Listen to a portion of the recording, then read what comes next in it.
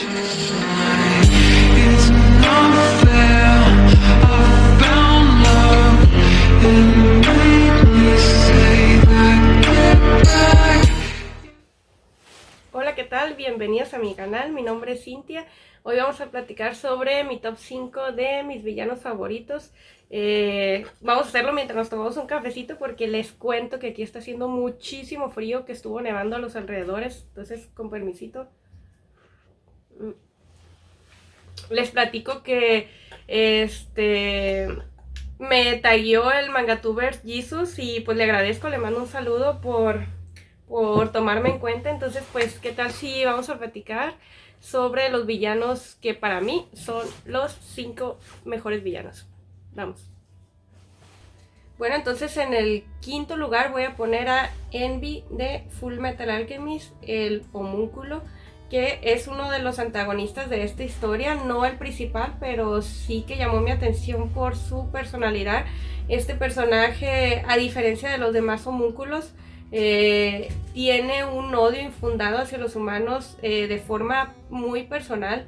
En su personalidad vemos cómo él disfruta atormentando a los humanos, manipulándolos, incluso se jacta de la facilidad con lo que manipula a los humanos y cómo son fáciles de doblegar. Además que él siente una gran repulsión hacia los humanos y los ve como criaturas inferiores, disfrutando mientras los daña y burlándose de ellos.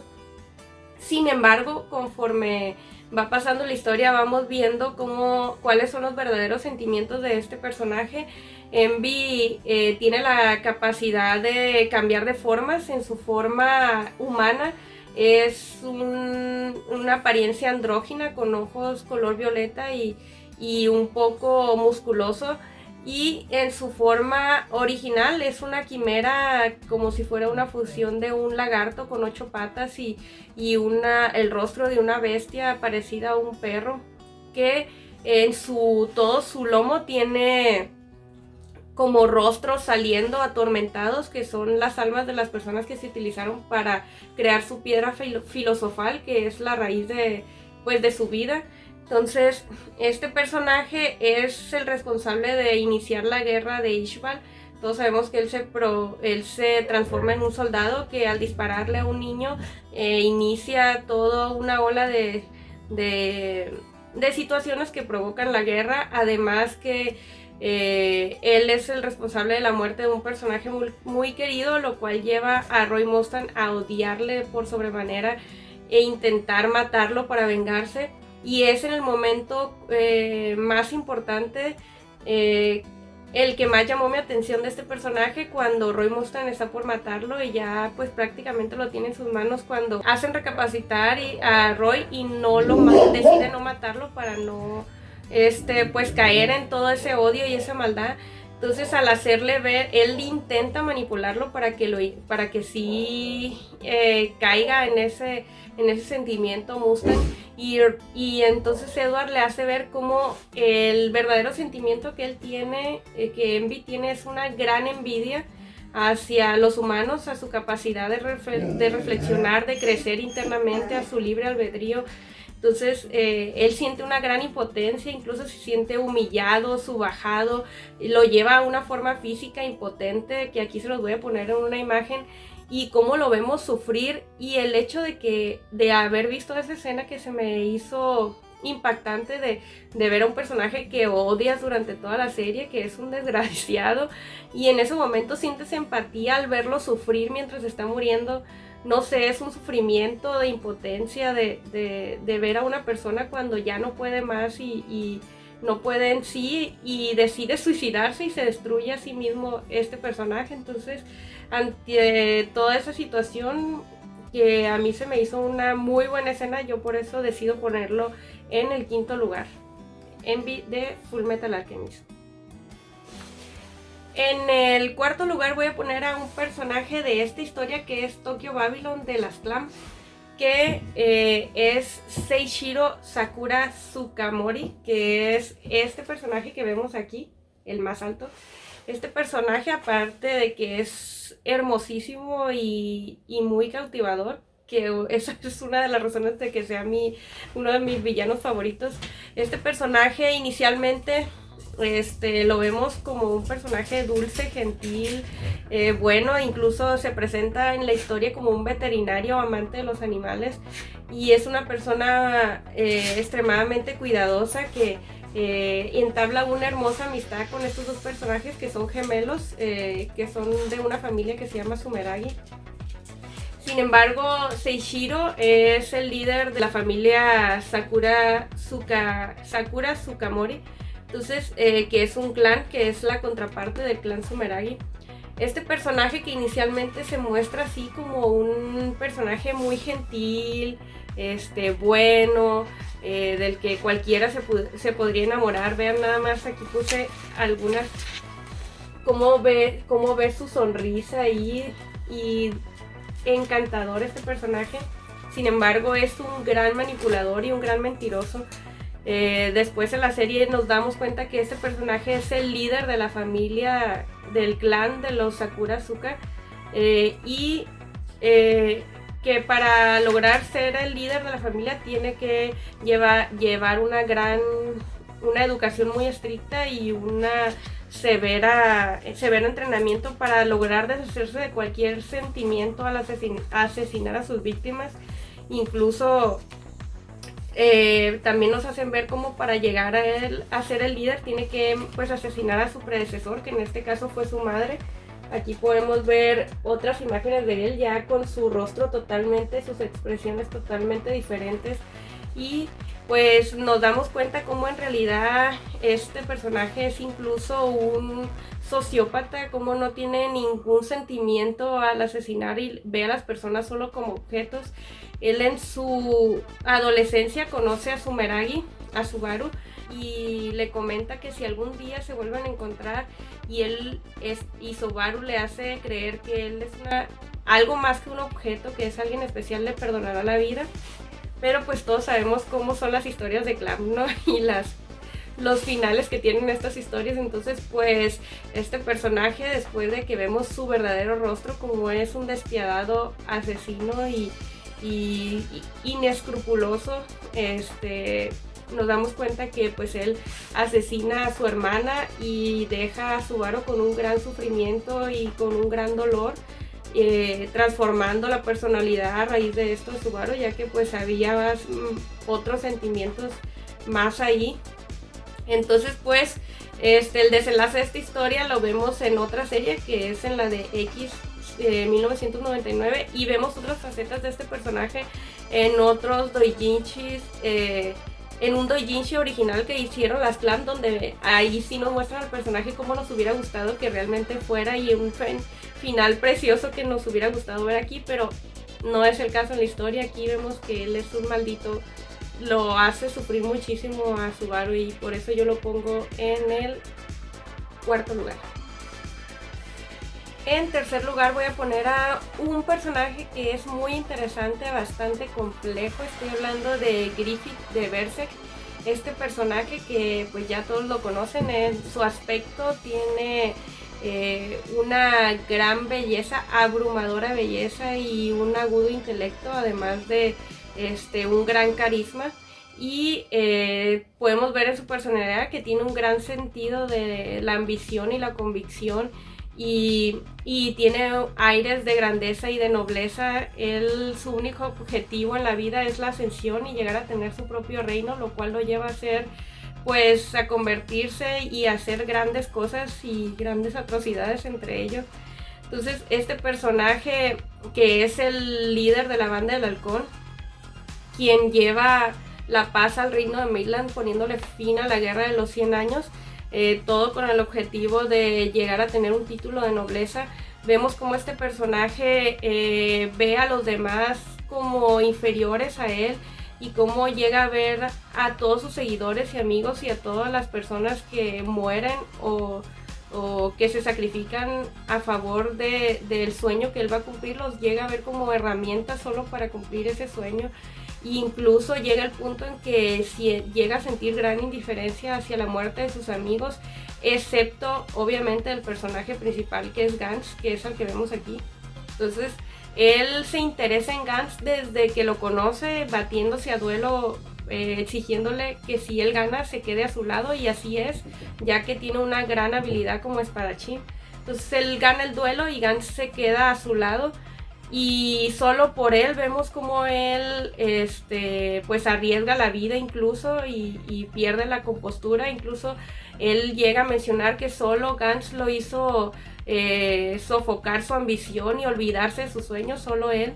Entonces cuando él ya obtiene un título de caballero, un título de nobleza en el reino de Midland, Gantz decide tomar su propio camino y se baten a duelo, pero un duelo simbólico para ya él alejarse y tomar su propio camino. Entonces Gantz, al ganarle este duelo y ante la angustia de Griffith, él decide pues digamos así como confortarse con la princesa, con Charlotte. Va, la seduce y se acuesta con ella. Sin embargo, es aprendido por los soldados del rey, y el rey pues lo acusa de profanar la casa real.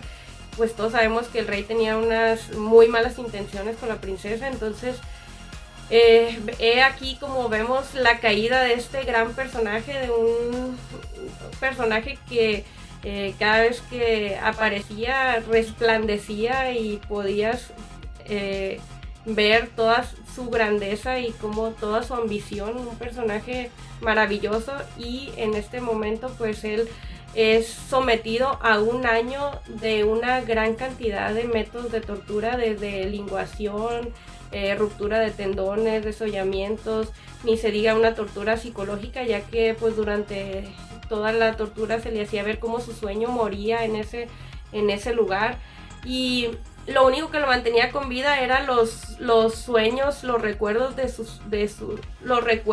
sueño, y los recuerdos de Gantz.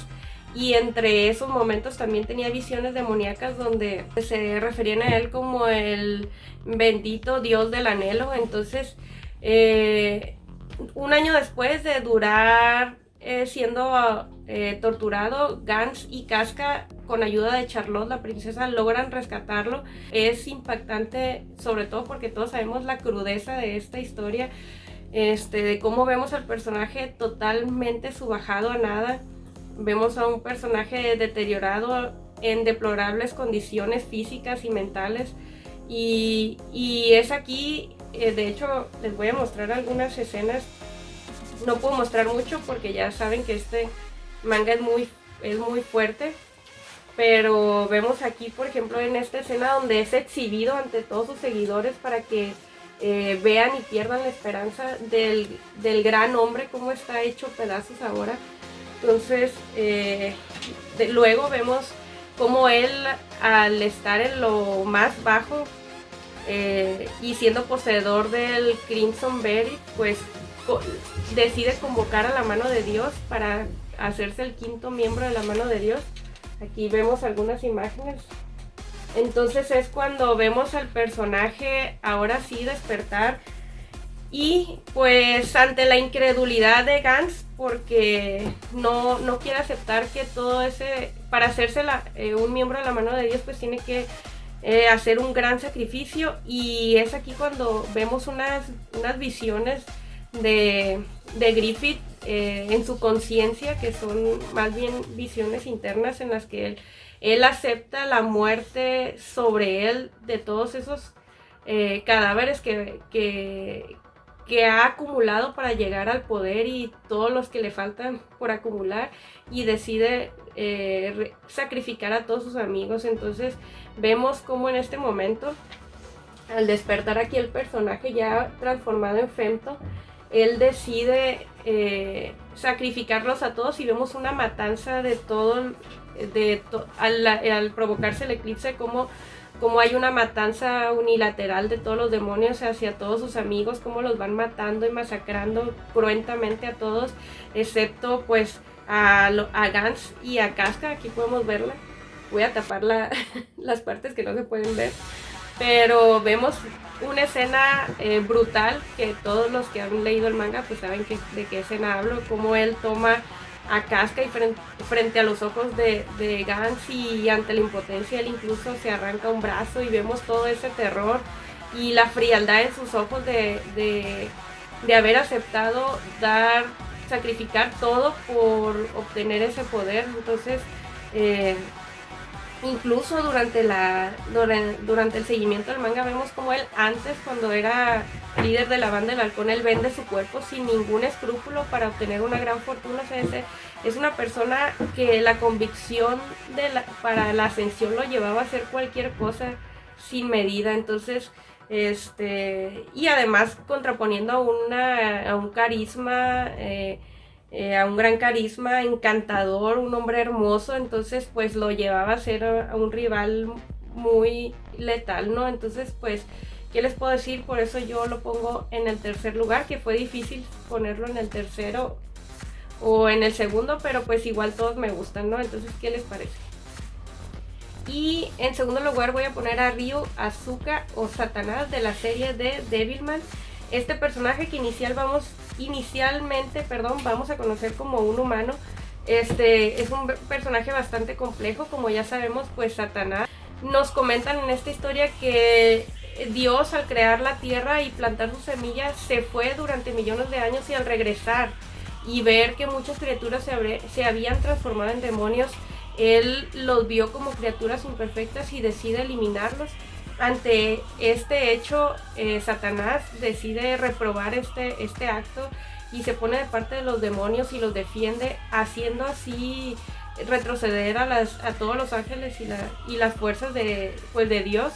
Entonces, al cometer su objetivo, deciden llevarse a un estado de hibernación, él y los demonios, y al despertar miles de años después se encuentra con una tierra plagada de humanos totalmente distinta, y es así como él le tiene un gran odio y desprecio a los humanos por haberles robado la tierra, y decide junto con otros demonios hacer un plan para infiltrarse con los humanos y destruirlos desde adentro.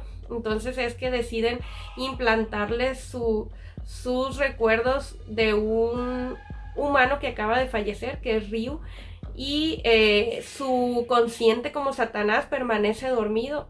Entonces él en algún punto se hace amigo de Akira, y que es Akira, pues el personaje principal antes de convertirse en Devilman, quien es un personaje pues muy dulce y gentil, y pues ya sabemos, ¿no? Entonces él se entera en la historia se entera de que van a venir los demonios a crear un apocalipsis, y este personaje tiene también un gran carisma, es manipulador y muy inteligente. Entonces él manipula a Akira para que vaya con él y para que él se fusione con el demonio Amon y se transforma en un Devilman para así ayudarlo a combatir a los demonios. Curiosamente, él tiene un gran sentido de la justicia, es por eso que se contrapone a la decisión de su padre de destruir a los demonios, pero sin embargo es una idea muy retorcida la que tiene.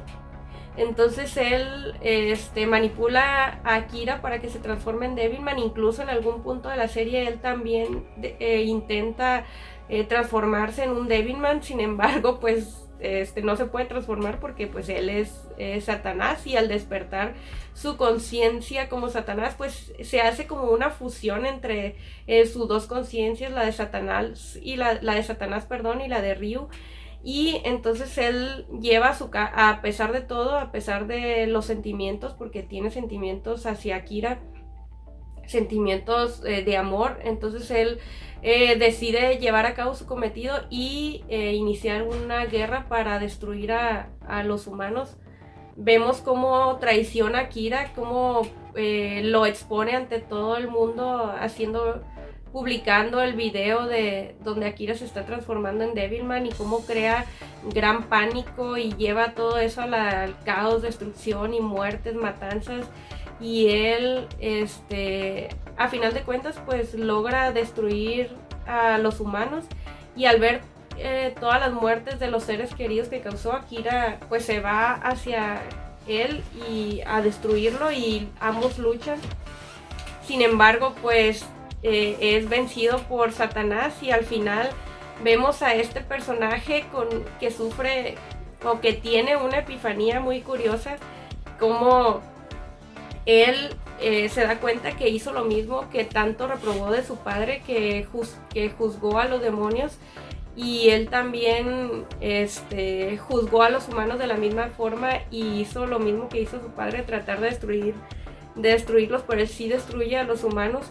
Y es aquí cuando se da cuenta de los sentimientos reales que tiene hacia Akira, y cuando lo tiene por un lado en una escena así muy dramática, impactante, en que ves al personaje en total negación y cómo está hablando con él, con Kira a su lado. Sin embargo, ya está con los ojos cerrados, y al ver cómo se aleja la escena, por así decirlo, ves a Kira ya muerto y partido a la mitad. Entonces es en ese momento cuando ves que descienden todos los ángeles a reiniciar todo. Entonces es como este personaje cómo fue evolucionando, cómo tuvo estos cambios de personalidad. Miren, aquí les voy a enseñar. Aquí tenemos a los dos, aquí tenemos al personaje, igual se los voy a estar enseñando aquí en unas imágenes, pero estas escenas finales que se me hicieron muy curiosas, muy impactantes, de cómo él está platicando sin saber, pues tiene a Akira a un lado de quien estuvo enamorado y a quien fue el causante de su destrucción. Sin embargo, en algo así como una negación, y luego nos damos cuenta que él ya ha fallecido a su lado. Entonces, cómo pues el diablo logró amar, ¿no? Entonces se me hizo algo muy curioso, por eso yo lo pongo en el segundo lugar.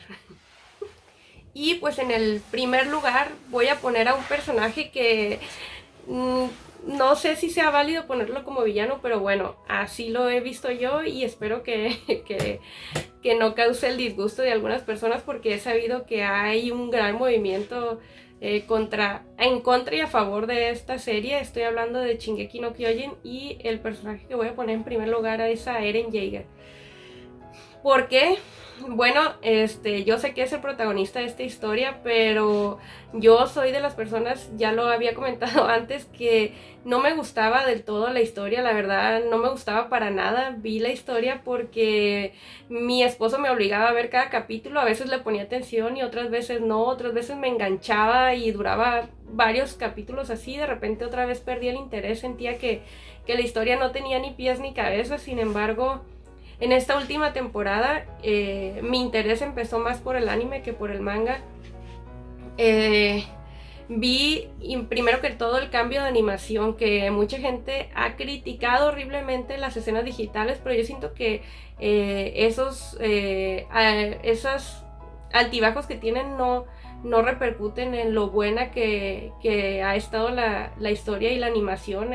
El cambio de los personajes me parece maravilloso, como la apariencia de ellos más adultos, y sobre todo las expresiones que logran estos animadores, en los que ves gran profundidad en sus expresiones, en sus miradas. Ahora sí ves a una persona desencajada, a una persona que ha vivido toda la vida en una guerra, viendo muchas atrocidades y crueldades. Entonces, bueno, ya me estoy yendo por otro lado, pero el punto es que la evolución de Eren me pareció maravillosa, a pesar de que otros han dicho que el personaje se reescribió totalmente porque el anterior era muy malo.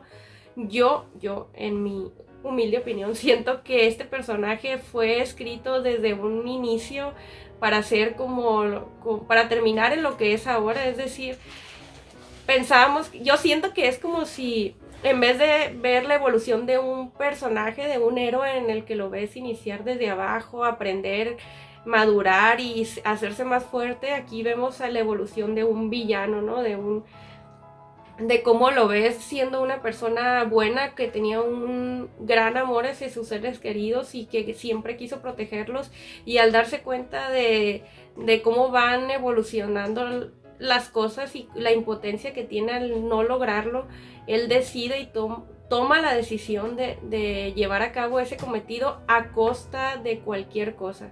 Es decir, incluso para llegar al cometido, que es darles la libertad y que sus seres queridos tengan una vida larga y feliz, lo va a hacer a costa de que tenga que destruir a toda la humanidad fuera de donde vive su gente. O sea, Entonces, no sé, no puedo decir que es como tal un villano, puedo ponerlo en este punto porque es el villano de este arco, por así decirlo, pero esta historia se me hizo maravillosa porque no hay villanos y además todos lo son. O sea, qué idiota, pero bueno, sí, es así.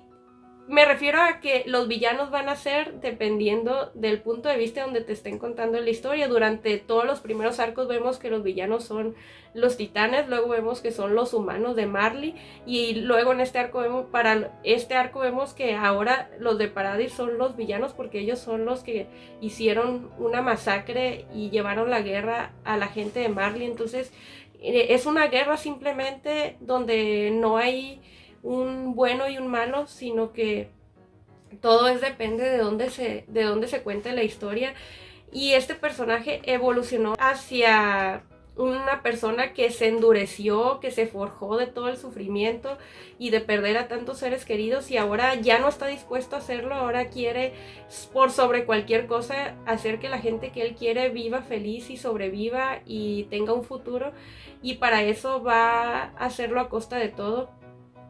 Y además que vemos un personaje totalmente empoderado, dijera. Es decir, vemos a un personaje que él sabe que nadie le puede hacer frente. O sea, si ya...